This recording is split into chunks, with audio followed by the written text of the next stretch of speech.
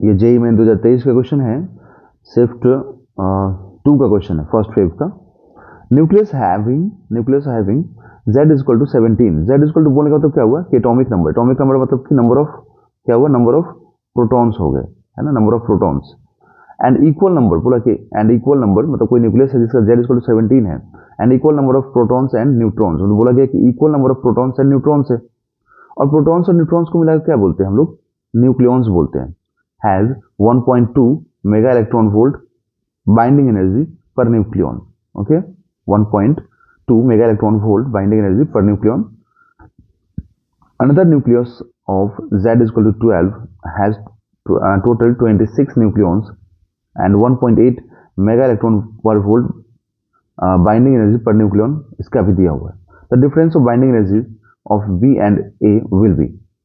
अब जो मैं A वाले की बात करूँ ना, तो मैं यहाँ लिखूंगा कि for A मतलब न्यूक्लियस A की बात करूँ तो इसमें Z इज इक्वल टू कितना दिया हुआ है, 17, और Z का मतलब क्या होता है, नंबर ऑफ प्रोटॉन। तो प्रोटॉन्स के नंबर्स दिए हुए हैं अपने को। और न्यूक्लियॉन्स की जहां तक बात करूं मैं अगर, तो न्यूक्लियॉन्स किसी की भी बात करूं मैं, किसी भी एटम में मतलब न्यूक्लियस में, तो दो चीजें होती हैं। देखिए, नंबर ऑफ प्रोटॉन्स, मैं ऐसे लिख देता हूं, एंड नंबर ऑफ न्यूट्रॉन्स। ठीक है, इन दोनों के सम को मिला करके बोलते हैं न्यूक्लियॉन्स। ठीक, तो ए वाले में क्या बोला है, ए वाले में यहां पर बोला जा रहा है कि जो नंबर ऑफ प्रोटॉन्स है ना, वो नंबर ऑफ न्यूट्रॉन्स के बराबर है। तो प्रोटॉन्स हैं कितने, 17, क्योंकि Z का मतलब होता है एटॉमिक नंबर, एटॉमिक नंबर का मतलब होता है नंबर ऑफ प्रोटॉन्स, 17। इसका मतलब मैं अगर टोटल न्यूक्लियॉन्स की बात करूं, मैं सिर्फ अगर यहाँ पर न्यूक्लियस ए में न्यूक्लियॉन्स की बात करूं, तो दोनों तो प्रोटॉन न्यूट्रॉन सेम है, मतलब 17 + 17 लिखूं मैं, तो मुझे क्या मिलेगा, 34। ठीक है, तो न्यूक्लियॉन्स यहाँ पे 34 होगा। ठीक है, क्लियर, ओके। ए वाले में तो अब अगर मैं ए का बाइंडिंग एनर्जी निकालूं, क्योंकि मुझे क्या दिया हुआ है, बाइंडिंग एनर्जी पर न्यूक्लियॉन, ध्यान रखिएगा। तो जब बाइंडिंग एनर्जी पर न्यूक्लियॉन दिया जाता है ना, ठीक है, जैसे यहाँ पे 1.2 मेगा इलेक्ट्रॉन वोल्ट पर न्यूक्लियॉन है, तो यहाँ पे 1.2 मेगा इलेक्ट्रॉन वोल्ट पर न्यूक्लियॉन है ये, तो आपको न्यूक्लियॉन से मल्टीप्लाई करना पड़ेगा।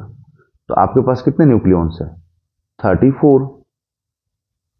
ठीक है, तो इसको देखो, न्यूक्लियॉन्स मतलब एकदम क्रिस्टल क्लियर लिख रहा हूं ताकि मतलब आपको समझ में आए कि न्यूक्लियॉन्स पर न्यूक्लियॉन है, तो आप न्यूक्लियॉन से मल्टीप्लाई करोगे तभी जाके ये, अब न्यूक्लियॉन्स को यूनिट नहीं है बट जस्ट दिखा रहा हूं कि कैंसिल हो जाएगा, है ना। मतलब ये हुआ कि हमें यहाँ पर न्यूक्लियॉन से मल्टीप्लाई करना चाहिए। ठीक है, न्यूक्लियॉन से मल्टीप्लाई करेंगे तभी जाकर के हम लोगों को बाइंडिंग एनर्जी मिलेगा। जस्ट ये मेरा दिखाने का यहाँ पर मकसद था। ओके, तो अब इसमें मल्टीप्लाई करके देखें तो ये आता है 40.8, है ना। तो यहाँ पे बाइंडिंग एनर्जी ऑफ न्यूक्लियस ए जो आएगा ना, वो आएगा 40.8, है ना, 40.8 मेगा इलेक्ट्रॉन वोल्ट। अब मैं अगर सेकंड वाले में आऊँ बी के लिए, तो बी के लिए लिखूँ तो फॉर न्यूक्लियस बी, तो अगर उसका बाइंडिंग एनर्जी लिखूँ मैं, तो मुझे लिखना पड़ेगा 1.8 मेगा इलेक्ट्रॉन वोल्ट इनटू, अब ये भी पर न्यूक्लियॉन है, ध्यान रखिएगा। तो इसके न्यूक्लियॉन्स कितने हैं, बी वाले के न्यूक्लियॉन्स तो दिए हुए हैं, यहाँ पे गिवन है 26 है, तो आप डायरेक्ट 26 से मल्टीप्लाई कर दीजिए। ठीक है, तो 26 से डायरेक्ट मल्टीप्लाई कर दीजिए, तो यहाँ पे कितना आएगा, देखिए 1.8 इंटू 26, ये आएगा 46.8 मेगा इलेक्ट्रॉन वोल्ट। इसका मतलब कि अगर मैं बाइंडिंग एनर्जी का डिफरेंस निकालूं, है ना, मतलब अगर बाइंडिंग एनर्जी का मैं डिफरेंस निकालूं बी और ए का, मैं लिख देता हूं यहाँ पर, यही तो पूछा है आपसे।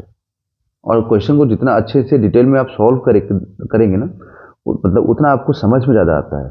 और आप यूट्यूब में आए हैं समझने के लिए, है ना, तो इसीलिए मैं डिटेल में सॉल्व करूंगा, तभी तो आपको समझ में आएगा। कभी कभी क्या होता है कि स्टूडेंट्स परेशान हो जाते हैं, सर इतना आसान क्वेश्चन को आप इतना सॉल्व किए जा रहे हो। बेटा हम सॉल्व करेंगे तभी तो आपको समझ में आएगा ना।